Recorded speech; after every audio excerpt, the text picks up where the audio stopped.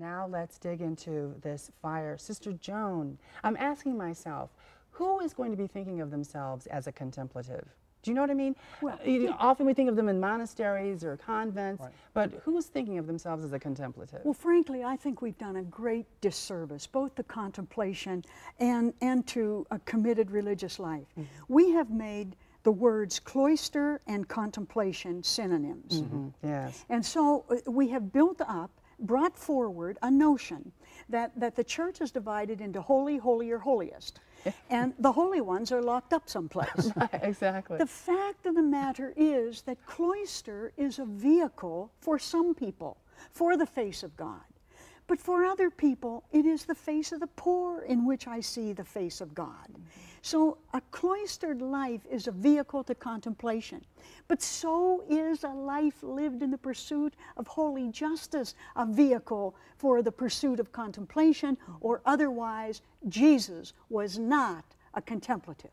The Jesus who walked from Galilee to Jerusalem, doing good, raising the dead to life, healing lepers. Who was he then? Mm-hmm. Where was the key? Right. No. Contemplation is immersion. The contemplative sees the world as God sees the world. Mm-hmm. It's immersion in the mind of God for the good of the world. The scripture says clearly, I wish you well, not woe. That's the definition. Oh, I love that. I love you pointed out Thomas Merton, and I'm a huge fan of Thomas Merton. One of the things I struggle with him is this incredible ability that he has in his writing to get past the intellectual understanding of it. It's so pure at heart, yes. But how do we get past just admiring the amazing writing itself to the heart of what you're talking about? Well, we have to ask ourselves. See, I'm not sure that we have given people the message that religion, that contemplation, that the pursuit of the holy life is more than regular ritual, okay. More than regularity. Mm-hmm. I think I have to ask at all times, what of this moment is God for me? Mm-hmm. What am I doing here? Mm-hmm. Why aren't I home in my own monastery? Mm-hmm. How can I possibly say that this is a contemplative moment in my life? Mm-hmm. Why is it? Because the Mertons of our world have shown us that when you lock the world out, not people in, when you lock the world out, you have locked out of your life the activity of God, because God is at work in the world. Yes, and God is in love with the world, and God is in love with people. And if you're going to say that you're in love with God, you have to be in love with people. That's exactly you right. must. Yes. And then you have to cry out for their woes. You have to stand up for their rights. That's you have to labor for what's good for them. That's right. You must be a voice for the voice. If you have a voice, and people like you do, why else are you doing this program?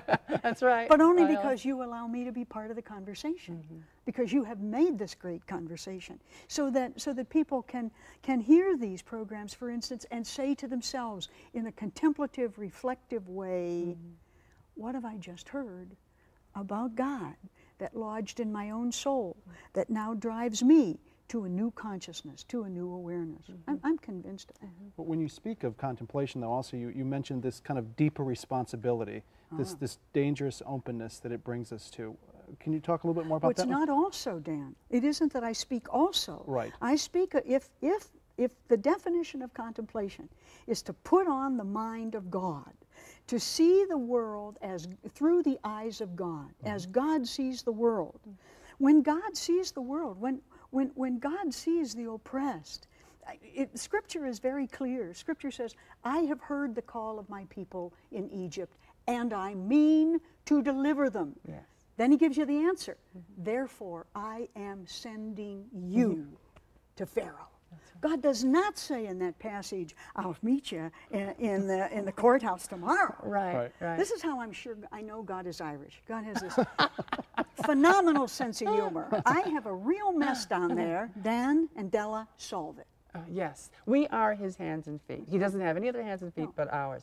Why do you think people rush to, oh, I've got to get myself together, I've got to get my relationship with the Lord straight, and are so quick in a way to dismiss themselves from responsibility for their brothers and sisters. Well, I think they are faithful followers of the 19th century.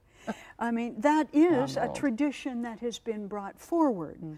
Some of it, of course, I would argue this, at least I think it would make a good discussion. It very possibly begins to infect the notion of the spiritual life when we have the rise of the religious wars, for instance, in Europe, when we begin to divide out as people and then find ourselves in pluralistic situations. I don't know about you, but when I was a little kid, first thing I learned is you don't talk religion and you don't talk politics outside this house. I have broken both rules. Certainly so, right? Big time. But why? Yeah. Because it's the God in all of us that can bring us all to care about what's happening to people around us because of us, either because of what we do or what we don't do. Well, Sister Joan, I know Delle and I wish we had 30 more good minutes to share with you today. We sure do. And we thank you so much for being here.